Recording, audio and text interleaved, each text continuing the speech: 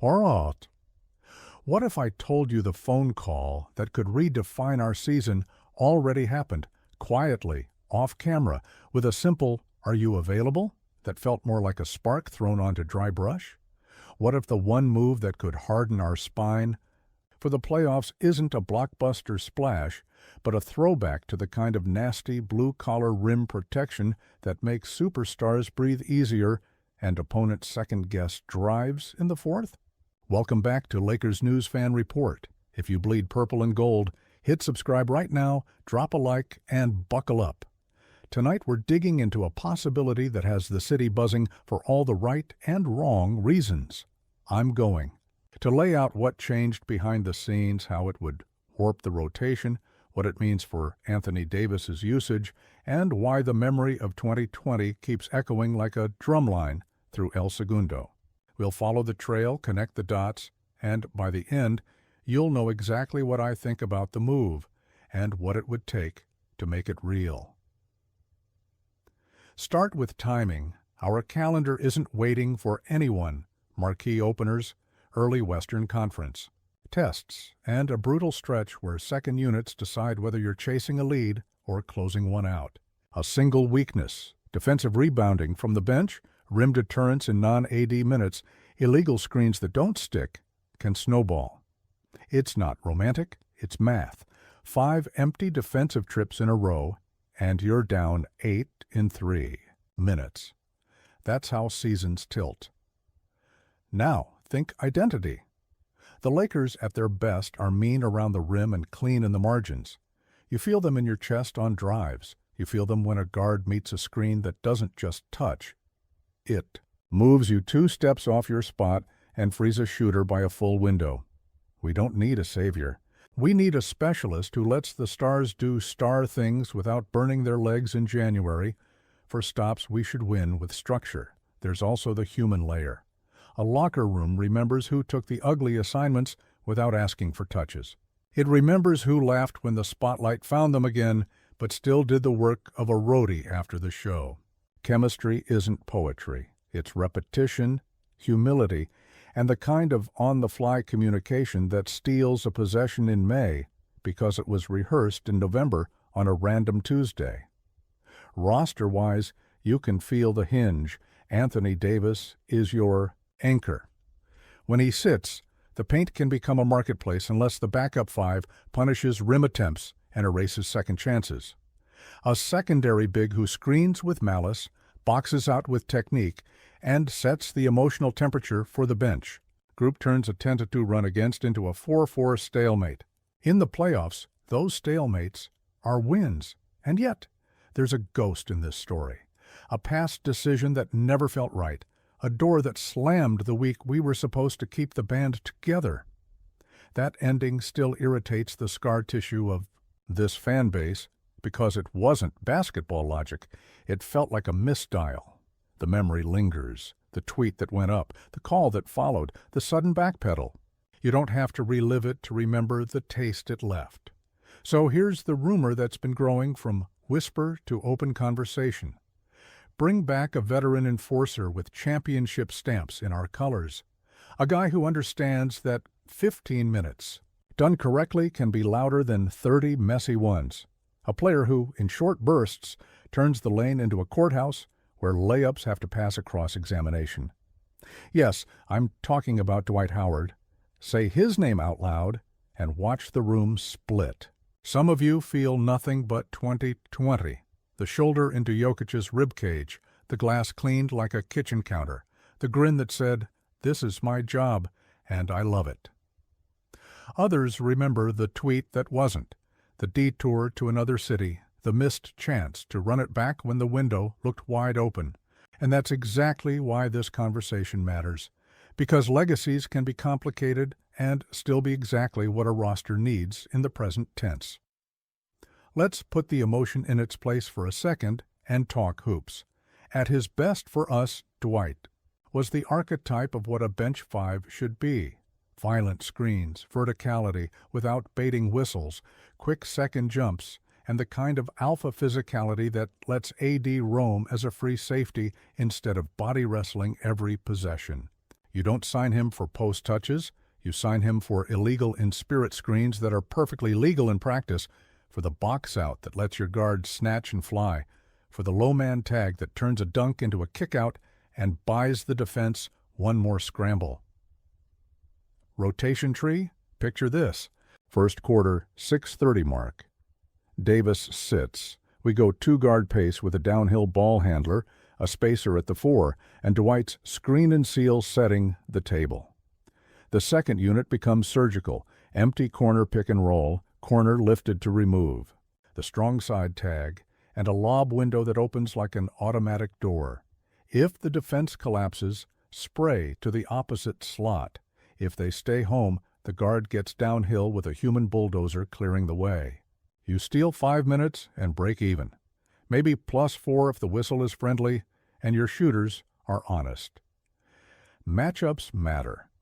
Against bruiser 5s, you throw Dwight into their chest early and let AD conserve energy for offense and endgame. Switches. Against stretch 5s, you keep the leash short, hedge hard, recover, and treat his minutes like a tactical grenade. Quick, loud, disruptive, then sit. Playoff series are a chessboard.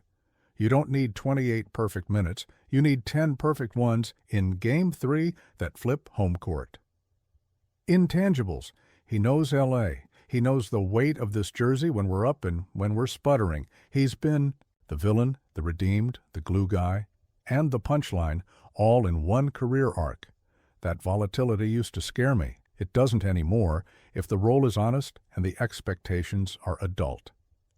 Ask yourself this. Do you want your backup 5 to need the ball or to need contact? Because the latter is cheaper, simpler, and wins in April. Concern file, because we don't do fairy tales here. Age is undefeated. Lateral mobility in space isn't what it once was. The spacing tax is real if the staff pairs him with a non-shooter at the 4. The solution is not a secret. Strict pairings with 3 shooters, short bursts, quick hooks if the opponent drags him into high pick-and-roll spam. Keep the minutes in the aerobic window, not the lactic acid one. Let him be a sledgehammer, not a Swiss Army knife. Culture. For a reunion to work, the contract, the role, and the messaging have to be synchronized. Vet minimum, non-guaranteed landmarks, and an upfront conversation. We need 12 elite minutes, 5 hard fouls, and a voice that keeps the bench awake. If the staff asks for points, it's already a mistake. If the ask is force and order, you have a lane. Let's talk Anthony Davis, because everything orbits him. A durable season means preserving his explosive plays for when they matter. That requires someone else to absorb the cheap collisions, the box outs on free throws, the battles for ball side position, the screens that dislodge a tagger. Dwight's greatest gift to AD would be permission to roam, to erase, to be the best help defender on the planet without dragging a brick wall up and down the court for 82 games. And what about the locker room calculus? This team already has voices. Adding another only works if it's aligned. The version of Dwight that helped us to a title was the clown who kept bus rides light and the grown-up who respected assignments. If that's who walks through the door, he lifts anxiety. If it's a man chasing touches and headlines, it's a hard pass. The staff will know in the first week which version they have. We'll know by the first whistle their answer. Now, let me be clear about the elephant in the hallway. Repetition. We've tried this dance before. It ended messy, then ended fine, then ended forgettable. Bringing him back would be an admission that we need a very specific thing, and there is no shame in that. The West is a street fight. Jokic will put you in the washer and hit heavy soil. Towns will drag you out to the parking lot. Even the bench bigs can swing a quarter. You either meet force with force, or you repair the damage at halftime. So where do I land? On paper, as a cost-efficient, role-honest, minutes-capped addition, it fits. In practice, it hinges on acceptance, his and ours. Can we accept that he's here to set bone-crunching screens, eat defensive glass, and foul. With purpose, not to chase box score headlines or rewrite history? Can he accept that 12 ruthless matchup-driven minutes, 8 in the second quarter, 4 in the third, might be the difference between AD playing 36 fresh minutes or 41 tired ones? Can everyone live with the idea that his success is measured in opponent? Shot charts, not points per game? If the answers are yes, there's a universe where this move converts 5 or 6 almost nights into coin flip finishes, and coin flips in March become home court in April. That's not romance. That's math. Win the non-AD minutes by even 2 points a game, and your entire season curve tilts. Zoom in, and the conditions get clearer. The contract has to be light and clean, vet minimum, partial guarantees, triggers based on availability, and team success, not raw counting stats. The role has to be narrower than a keyhole, screen, seal, verticality, low man tags, defensive talk. No post-ups drawn in crayon. No feed the big fella quarters to make anyone feel good. Minutes must be governed by matchup, whistle, and energy, not nostalgia. And the rotation logic must be ruthless. If the opponent goes 5 out to drag him into space, you snap to a quick hook, reset, and use him like a battering ram against second units that still play traditional pick and roll. He's a tool, not a theme.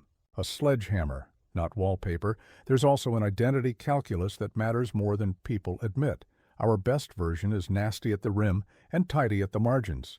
A bench 5 who welcomes collisions lets LeBron drive without seeing 2 bodies. Waiting at the dotted line and lets AD play free safety instead of backyard wrestling every trip. He makes the small things big. An illegal in-spirit screen that buys a shooter a full window. A box out that gifts a guard the rebound, and a runway, a tag at the nail that turns a dunk into a kickout, and a late clock heave. Stack enough of those invisible wins and the scoreboard blinks different. Now, what happens if the acceptance wobbles? If the staff stretches the roll, the defense breaks at its thinnest seam. Short rolls to the nail, corner skips, foot races. He won't win at 35. If he wants touches, spacing dies, and the second unit becomes mud. If the minutes creep from 12 to 20 because it felt good out there, legs go and fouls pile. The antidote is structure. Pair him with 3 shooters and a downhill guard.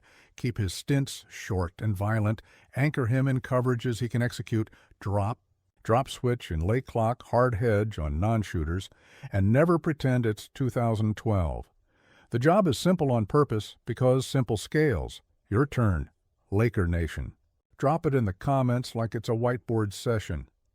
Do you want the throwback sledgehammer off the bench, the guy who turns screens into moving sidewalks and elbows into weather alerts? Or would you chase a younger, springier profile with longer legs and a longer mistake budget? Give me your closing 5 against the West's monsters, against Denver. Are you going AD at the 5 with wings everywhere?